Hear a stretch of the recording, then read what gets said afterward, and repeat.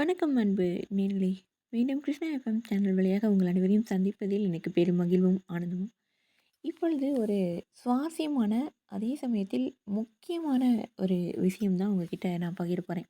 என்ன இவ்ளோ பீடிகையோட அப்படின்னு கேட்குறீங்களா? தலைசிறந்த இயக்குனரும், ஐஏஎஸ் அதிகாரியுமான ஞான ராஜசேகரன் அவர்கள நீங்க கேள்விப்பட்டிருக்கீங்களா? அவர் தனக்கு நேர்ந்த அனுபவங்கள புத்தகமா எழுதிட்டு வராரு. அதுல இருந்து சில பகுதிகளை அவர் முகநூல்லையும் எழுதிட்டு வராரு. அதனுடைய சமீபத்த பதிவு தான் நான் இப்போ உங்ககிட்ட சொல்லப் போறது. அதாவது அந்த அ அவர் ராஜசேகரன் ஐயா ஐஏஎஸ் அவர்கள் சொல்லியிருக்காங்க. தமிழ்நாட்டு மக்கள் அரசாங்கத்த அணுகுவதற்கும், கேரள மக்கள் அரசாங்கத்த அணுகுவதற்கும் மிகப்பெரிய வித்தியாசம் இருக்கு அப்படின்னு சொல்லியிருக்காரு.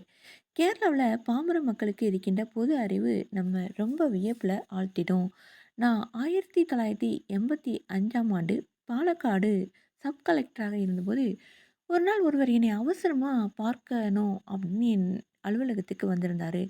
நான் அவர உள்ளே வர சொன்னேன். "என்ன விஷயம்?" அப்படின்னு கேட்டேன். அவர் பதற்றத்தோட விவரிச்சாரு. "நான் தலையோலப்பரம்பு கிராமத்துல இருந்து வரேன் ஐயா. அங்கே ஒரு மிகப்பெரிய தவறு நடந்திருக்கு. அந்த ஊர்ல விதவையே ஆகாத ஒரு பெண்ணுக்கு விதவை பென்ஷன் சாங்ஷன் செய்யப்பட்டிருக்கு. அந்த பெண்ணோட பேரு தங்கம்மா." அப்படின்னு அவர் சொன்னதுக்கப்புறம் நான் கேட்டேன், "நீங்க யாரு? உங்களுக்கு இந்த விஷயம் எப்படி தெரியும்?" அப்படின்னு. அவர் ரொம்ப சாதாரணமா சொன்னாரு, "அந்த தங்கம்மாவின் கணவரே நான் தான் ஐயா" அப்படின்னு.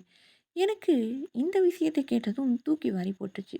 கணவர் உயிரோடு இருக்கும்போது அவர் இறந்து விட்டார் அப்படின்னு பொய் சொல்லி, ஒரு பெண் விதவை பென்ஷன் வாங்குவது அரசாங்கத்தை ஏமாற்றும் வேலை இல்லையா? இது ஒரு சமூக நலத்திட்டத்தை கேலி பொருளாக்குவதும் கூட இல்லையா? உடனே நான் தாசில்தார வரவழைச்சேன். அவர் தான் விதவை பென்ஷன் சாங்ஷன் செய்த அதிகாரி. அவரும் பதறி போயிட்டாரு. தலையோல பரம்பு வில்லேஜ் ஆஃபீஸரின் விசாரணை ரிப்போர்ட்டின் அடிப்படையில தான் நான் இத சாங்ஷன் செஞ்சேன் அப்படின்னு அவரு சொன்னாரு. தவறாக ரிப்போர்ட் கொடுத்த வில்லேஜ் ஆஃபீஸரை உடனே சஸ்பெண்ட் செய்ய நான் ஆணை பிறப்பிச்சுட்டேன். ஒரு குறிப்பிட்ட தேதியில புகார் செஞ்ச கணவர், தங்கம்மா, வில்லேஜ் ஆஃபீஸர், தாசில்தார் இப்படி எல்லாரையுமே நான் வர சொன்னேன். அந்த தேதியும் வந்தது. சம்மந்தப்பட்ட எல்லோரும் வந்திருந்தாங்க. அந்த தங்கம்மாவும் வந்திருந்தாங்க. "குட்டு வெளிப்பட்டு விட்டதே!" அப்படிங்கிற குற்ற உணர்வோடு அப்படியே தொங்கிய முகத்தோட வருவா அப்படின்னு எதிர்பார்த்த எனக்கு, அவள் தைரியமா என் முன்னாடி வந்து நின்றது தான் ஆச்சரியத்த தந்தது. தங்கம்மாவின் மீதுள்ள குற்றச்சாட்டின் அடிப்படையே புகார் கொடுத்தவர் அவள் கணவரா? இல்லையா? அப்படிங்கிறது தான். அத முதல்ல அறியணும் அப்படின்னு தீர்மானிச்சேன்னா, அந்த பெண்மணியிடம் கேட்டேன். "இவர் உன் கணவர் தானே?" அப்படின்னு. தங்கம்மா எந்த தயக்கமும் இல்லாம பதில் சொன்னாள். "ஆமா" அப்படின்னு.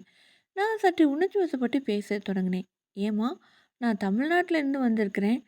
எங்கள் கிராமத்துல பெண்களிடம் அவர்களது புருஷன் பெயரைக் கேட்டால் நேரடியாக பதில் சொல்ல மாட்டாங்க. புருஷன் பெயர் முருகன் என்றால் ஜாடை மாடையாக மயில் மேல இருக்கிறவர்ன்னு சொல்லுவாங்க. அப்படிப்பட்ட ஊர்ல இருந்து நான் வரேன். புருஷன் உயிரோட இருக்கும்போது வெறும் ரூ. 75 கிடைக்கிறதுக்காக அவர் செத்துட்டார் அப்படின்னு சொல்வதற்கு எப்படிம்மா உனக்கு மனசு வந்தது? முதல்ல அத எனக்கு விளக்குங்க." அப்படின்னு உருக்கமா நான் அந்த அம்மா கிட்ட கேட்கிறேன். தங்கம்மா யாதொரு கலக்கமும் இல்லாம என்கிட்ட கேட்குறாங்க. "அரசாங்கம் ஏன் இந்த விதவை பென்ஷன் குடுக்குது? விதவைனா என்ன அர்த்தம்? நிராதரவான பெண் அப்படிங்கிறது தானே? நான் ஒரு நிராதரவான பெண் தான்." அப்படின்னு சொல்லி சற்று நிறுத்திட்டு பேச்ச தொடர்றாங்க. எப்படின்னு கேட்குறீங்களா? இந்த ஆள் என்னை விட்டுட்டு போய் 8 வருஷம் ஆகுது. கோழிக்கோட்ல ஒரு பெண் கூட 8 வருஷமா இந்த ஆள் வாழ்ந்துட்டு இருக்கார். எங்கள் ஊருக்கு வருவது கிடையாது. என் குழந்தைகள பார்க்கறது கிடையாது. அதனால என்ன பொறுத்தவரைக்கும் இந்த ஆளு செத்து போனவன் தானே! நான் நிராதரவான பெண் தானே! சொல்லுங்க சார், சொல்லுங்க. அப்படின்னு தங்கம்மாவின் கேள்விகள் ஒவ்வொன்றும் ஆணித்தரமா வந்து விழுந்தது. புகார் கொடுத்த ஆள் அப்போது கொஞ்சம் அப்படியே நெளிஞ்சுகிட்டு இருக்கிறத நான் பார்த்துட்டேன். அதற்கு பிறகு தங்கம்மாள் ஒரு கேள்வி கேட்டா, என்ன நேரடியா பார்த்து. "உங்கள் சட்டம் என்ன சொல்லுது? ஒருவன் 7 வருஷம் காணாம போனா, அவனை செத்தவனாக கருதலாம்னு தானே சொல்லுது, இல்லையா? அதனால சட்ட பிரகாரம் இவன் எனக்கு செத்து போனவன் தான். நான் விதவை தான் சார்." அப்படின்னு பேசி முடிச்சாங்க. எனக்கு ஆச்சரியம் தாங்கவே முடியல. ஒருவன் 7 வருஷம் காணாமல் போனால், அவனை செத்தவனாக கருதலாம் அப்படின்னு எவிடன்ஸ் ஆக்ட் சொல்லுது. அந்த சட்ட விதிகள் எல்லாம் தங்கம்மாவை எப்படியோ சென்றடைஞ்சு இருக்குது. வேறு எந்த மாநிலத்திலாவது இப்படி ஒரு சாமானிய பெண்மணி சட்ட விதிகளை சொல்லி புருஷன் உயிரோடு இருக்கும்போதே அவன் செத்ததற்கு சமம் அப்படின்னு வாதிட்டு இருக்க முடியுமா?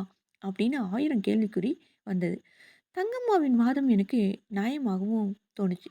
அதனால அப்போதுள்ள பென்ஷன் விதிகளின்படி நான் தீர்ப்பு எழுதினால், அது தங்கம்மாவுக்கு சாதகமா அமையாது. அவளது விதவை பென்ஷன நான் ரத்து செஞ்சாக வேணும். அது மனிதாபிமானத்துக்கு எதிராக கூட இருக்கும் அப்படின்னு நான் உணர்ந்துட்டேன். அதனால பென்ஷன் விதிகளில மாற்றம் செய்ய அரசாங்கத்துக்கு ஒரு கடிதம் எழுதினா என்ன? அப்படின்னு எனக்கு தோணுச்சு. தங்கம்மாவின் சூழ்நிலையை விவரிச்சுட்டு, இவரை போன்ற பெண்களுக்கு ஆதரவு கொடுத்தால் தான் விதவை பென்ஷன் ஏற்படுத்தியதன் உண்மையான பலன் கிடைக்கும். அதற்கு விதவை பென்ஷனுக்கான விதிமுறைகள்ல சில மாற்றங்கள் செய்யணும். யாரெல்லாம் விதவையாக கருதப்பட வேண்டும் என்கிற விதிமுறைகளில் ஒரு பெண்ணின் கணவன் 7 வருடங்களுக்கு மேல் காணாமல் போயிருந்தால் அந்த பெண்ணும் விதவையாக கருதப்பட வேண்டும் என்பதையும் சேர்த்து தங்கம்மாவை போன்ற நிராதரவான பெண்களுக்கும் ஒரு விதவை பென்ஷன் அனுமதிக்கப்பட வேண்டும் அப்படின்னு அரசாங்கத்திற்கு கடிதம் எழுதினேன். கேரள அரசாங்கத்தின் சிறப்பு என்ன அப்படின்னா, இது போன்ற மனிதாயமான விஷயங்கள்ல அனுகூலமான முடிவுகளை உடனுக்குடன் எடுப்பது தான். என் கோரிக்கை ஏற்கப்பட்டு விதவை பென்ஷன் விதிமுறைகளில் மாற்றத்தை அரசாங்கம் அறிவிச்சது. அரசாங்கம் விதிமுறைகளில் மாற்றம் கொண்டு வந்ததால் தங்கம்மாவுக்கு பென்ஷன் தொடர்ந்து அளிக்கப்பட்டது. எதிர்காலத்தில் தங்கம்மா போன்று நிராதரவான நிலைக்கு தள்ளப்படும் பெண்களுக்கும் விதவை பென்ஷன் உறுதி செய்யப்பட்டது தான் எனக்கு ரொம்ப மன நிறைவை கொடுத்துச்சு. அதிகாரியாக பணிபுரியும் போது நம்ம முயற்சியால ஆதரவற்றவர்களுக்கு ஏதேனும் நன்மை கிடைக்கும் அப்படின்னா அதை விட நமக்கு மகிழ்ச்சி அளிப்பது வேறு இருக்கவே முடியாது.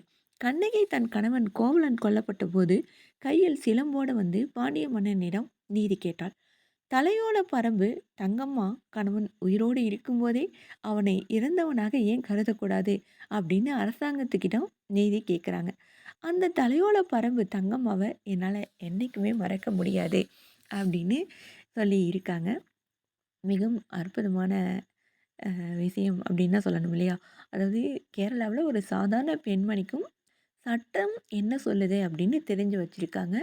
அந்த சட்டம் என்ன சொல்லுது அப்படிங்கிறதோட, அத ஒரு அதிகாரி எடுத்து சொன்னா, உடனடியா அரசாங்கமும் கேட்குது அப்படிங்கிறது தான் மிக முக்கியமான ஒரு விஷயம் இல்லையா? ரொம்ப அற்புதமான ஒரு மாநிலம் கேரளா அப்படின்னு தான் சொல்லணும். அதை மிகவும் அழகாக தனது புத்தகத்தில எழுதியிருக்காரு. ஐஏஎஸ் அதிகாரி ஞான ராஜசேகரன் ஐயா அவர்கள். ஆம். அவருடைய அனுபவங்கள முகநூல்லையும் பகிர்ந்துட்டு வராங்க. ரொம்ப அற்புதமான இந்த விஷயத்த நான் உங்ககிட்ட கொண்டு வந்து சேர்க்கணும். அதாவது நம்மளுக்கும், தமிழ்நாட்டுக்கும், கேரளாவுக்கும் இல்ல வித்தியாசம் என்ன? தமிழ்நாட்ல வாழ்ற மக்களுக்கும், கேரளாவுல வாழ்ற மக்களுக்கும் உள்ள வித்தியாசம் என்ன? அப்படிங்கிறத ரொம்ப அற்புதமாக உணர்த்தி இருக்காரு. இவர் சொல்லவில்லை அப்படின்னா, கண்டிப்பா நமக்கு இந்த விஷயம் தெரிய வாய்ப்பே இல்ல இல்லையா? ரொம்ப அற்புதமான இந்த விஷயத்த நான் ரொம்ப ஆச்சரியமா வந்துட்டு வாசிச்சேன். அத உங்ககிட்ட கொண்டு வந்து சேர்த்துட்டேன். ஆ இப்படியான அதிகாரிகளும், இப்படியான அரசாங்கமும் இருக்க வேண்டும் அப்படிங்கிறது தானே எல்லோருடைய எதிர்பார்ப்பும். ரொம்ப அற்புதமான நிகழ்வை வாசித்ததில் எனக்கு மன நிறைவும், ஆனந்தமும்.